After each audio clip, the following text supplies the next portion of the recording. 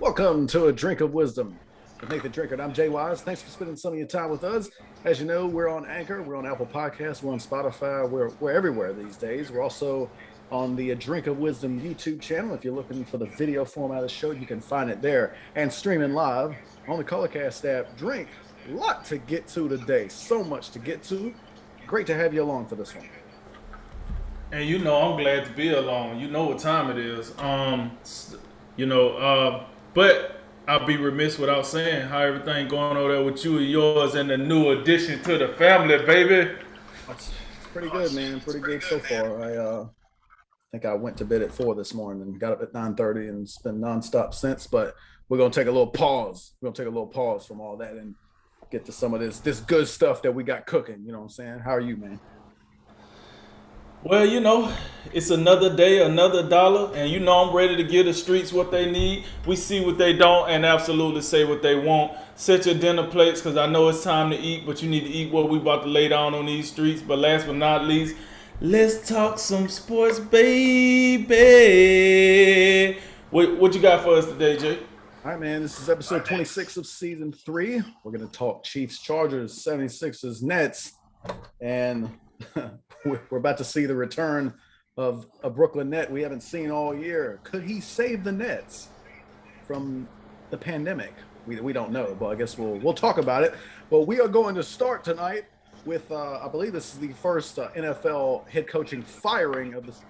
And if you had Urban Meyer, well, you've won whatever rewards come along with that. Urban Meyer's been fired after just 13 games in his first and only NFL season after a 2-11 record. But it was more about all the off-field distractions and just general foolishness that went on. The most recent reports came from Tom Pelissero of NFL Network, outlining some issues with the coaching staff. I believe assistant coaches were referred to as losers. Veteran Marvin Jones had to be talked into like not leaving the premises.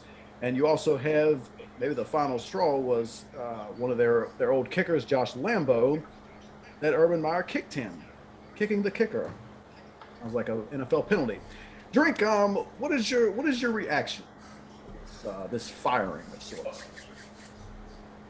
Well, my first reaction is no matter how successful you are in college football, it is very hard to come up to the NFL and coach. And I know this subject don't have anything to do with Nick Saban per se, but I will say that a lot of people give grief to Nick Saban for his short stint in the NFL. Then he came back, and we see what he doing in college football. And now I'm looking at Urban Meyer. Urban Meyer, like we talked about before we went live, Urban Meyer is probably regarded as the second best active head coach in college football behind Nick Saban. And he went to the NFL. He took his hat. He shot his shot, and he realized that ain't nothing sweet out here on these streets, man. Ain't nothing sweet out here, and I think he got overwhelmed. With that said, I don't agree with his behavior. I don't agree if everything is true. I don't agree with nothing he's been doing as far as outside of coaching. The incident at the bar in Cleveland. Now listen, I'm gonna tell you like this. Not Cleveland, but the bar in Ohio. I know a lot of people made a big deal of that. He didn't fly back with the team and he stayed back. Listen, that happens all the time. These guys got millions and millions of dollars. They got private jets. That ain't that big of a deal that he stayed back. The problem was he stayed back, and then that's what we got out of it. That was the problem. Like, if you're gonna stay back and be with family and friends, be with family and friends. Instead, you was elbow deep in some young lady's crouch and doing what you was doing. I mean, I don't know, Doc. I don't know if you was delivering a baby or not, but yeah, it's almost out head first. So, that's the problem, right? You doing stuff like that. And then another thing we talk about is every time we watch a Jacksonville game, he just looks so uninterested in what's going on. Either his head is hurting, he got a poop. I don't know if he constipated, but he looks so uninterested in what's going on. It's ridiculous. You got Trevor Lawrence out here trying to live up to the bill that he hasn't quite lived up to yet. And the head coach is just out here like, oh, hey, who got my Alka-Seltzer? Oh, heartburn. Like, what are we doing out here, right? And then you got the latest and greatest, right? The remarks the rumors that's floating around of what he said to the coaching staff. You guys are some bums.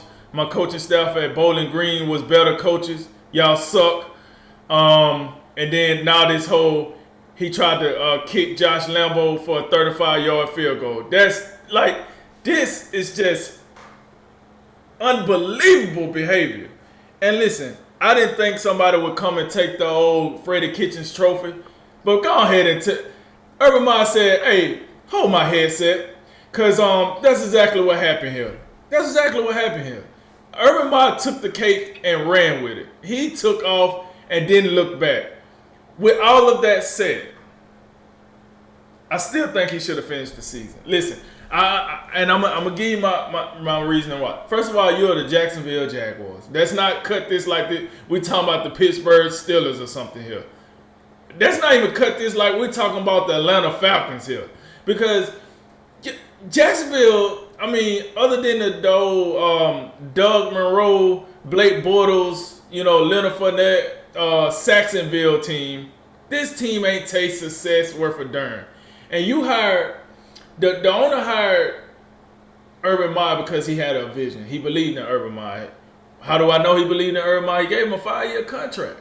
He gave him a 5-year contract for a guy that never coached an NFL game in his life, right? So you would think in somewhat, he believed in him. And then, the season, are they winning? No. But you're the Jacksonville. Dude, you just got the first overall pick. The dude is a coach. He's not Jesus. He's not God. He's not going to just come and just flip this thing around. And yet it's still, I got it. The shenanigans, the conduct is off the charts, but the proficiency wasn't there to, take on the conduct. But you kind of got to let the guy finish the season. As much as crap we talked about Freddie Kitchens finished the season at least. He at least got to finish the season.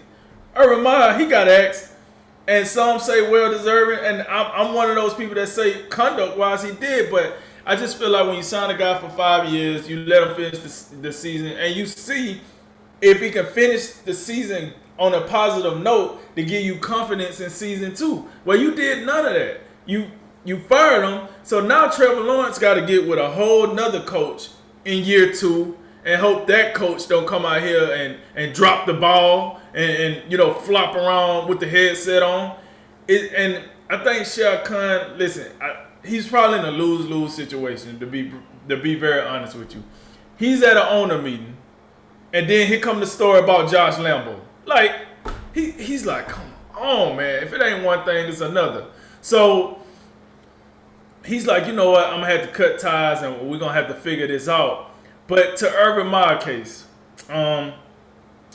this is probably his one and only stint in the NFL after this. I don't think no NFL team will probably take another gamble on him after this.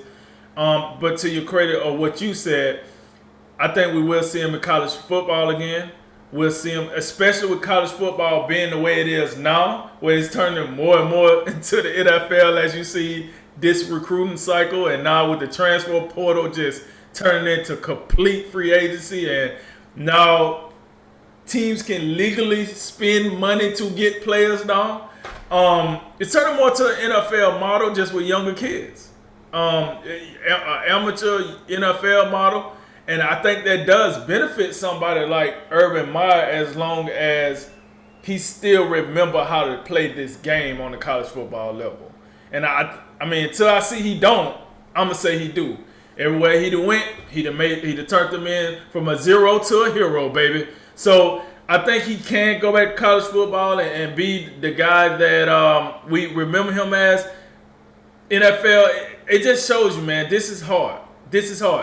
It's a lot harder to be Jimmy Johnson or Pete Carroll or Jim Harbaugh than it is to be, the Urban Meyers or the Nick Sabans or the other head coaches that didn't try it. It's hard, man.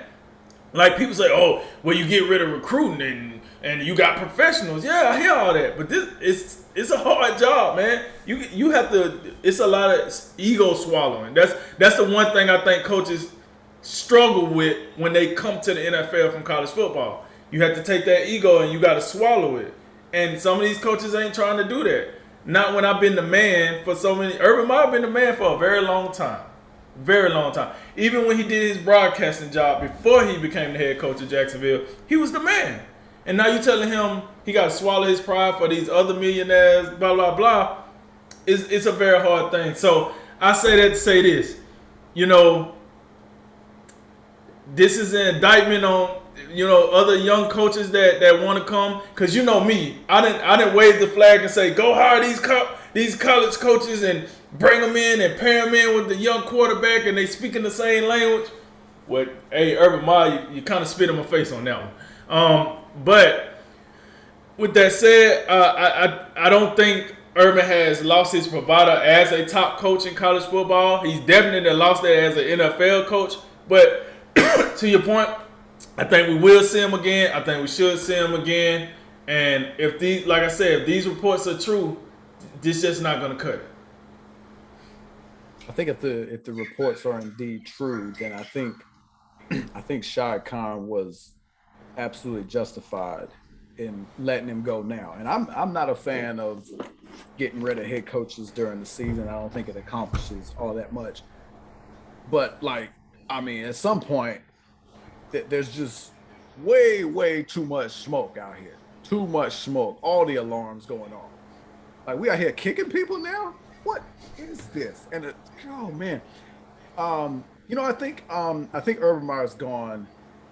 The most basic reason, if I have to guess, because I talk about having the right mindset.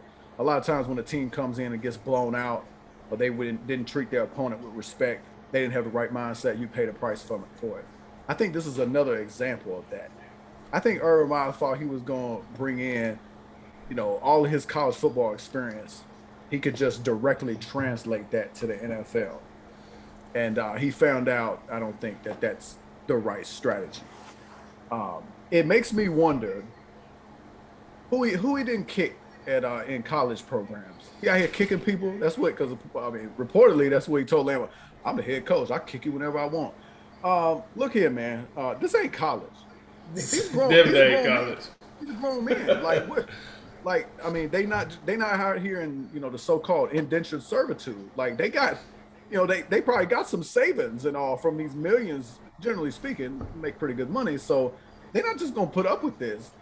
So I think that's the most fundamental reason that this did not work. And then, you know, of course, this is just surprising. Like, the whole, you know, you spoke a little bit about the posture on the sidelines. We saw one of the Thursday night games that we watched. Like, man, could you spread your legs any more far enough? And what are you looking at the ground for? There, discharge down there. What's going on, man? You know, so I mean, but also, like, I thought, you know, some of the press conferences. I mean, you have to. You have to be a leader of men, you know, and you got to take responsibility. Like when they ask you, hey, we noticed James Robinson not playing. Like, what's up with that? You don't have to talk to the running back coach. Nobody wants to interview the running back coach. We want to talk to you. What answers do you have? And then why don't you have answers for that? You know what I'm saying? And it doesn't, you know, it also doesn't look good when, you know, there's so many just errors being made, you know, and some of them aren't that big a deal. Like I know people probably think the whole Tim Tebow saga was a big deal. I didn't think that was a big deal. Like when you combine it with everything else, like, sure, that's another thing you can pile on there. But the whole, like, the stuff about not being accountable about, you know, personnel decisions that's being made. Look, Urban, the buck stops with you. If James Robinson fumbled the football and you just didn't want to put him back in the game because he fumbled the football, then say that. Just tell him, hey, he fumbled the ball. I'm going to keep him out as long as I want. And then, you know, I'll put him back in. But it also doesn't help. You know it's bad when the rookie quarterback comes out and says, yeah, we need that guy on the field. I don't know what this is. We need James Robinson. Like this whole Carlos Hyde, who, you know, played for you at Ohio State. Yeah, this dude's toast. and he is toast. I don't know if you've seen Carlos Hyde play lately, but it's not pretty. This ain't the 49ers Carlos Hyde. Forget about it. Talk about Marvin Jones, one of the most mild-mannered guys out there, and he leaves the facility, and you got people that's got to go outside and be like, "Hey, man, come on back in. Let's get on back in here." You know, just everything. Look, Drink. I don't think no one cares. I don't think not many people care that Jacksonville's 2-11. I think we maybe thought if things went well, they could have won maybe 6 games, maybe. Right. But this was always going to be a process. All Urban Meyer had to do was come in and just, like you like to say, hey man, be a professional. Right. Urban Meyer was not a professional in the least. Like the whole the thing in Ohio with that, I mean, optically that looks bad, that especially when, I'm going to stay with family. Oh yeah? You trying to, you annexing more family? Is that what we doing? Man, but you said it, man. Like, and I thought of this before we got on here. Like, man, this is Freddie Kitchens-esque, and probably worse than Freddie Kitchens at this point because we don't even get to finish the season. And the one thing I really thought was odd was the whole criticism of the staff. Like, what you said about man, my coaching staff at Bowling Green was better than this. Like, right. Urban, I really hate to break it to you, but Urban Meyer, you have one more career win than Dan Campbell. I just got to tell you that. You tied with David Culley, and Robert Saleh got you beat by 1 win. And they all coach equally horrible teams. So that's the kind of company you keep in Urban.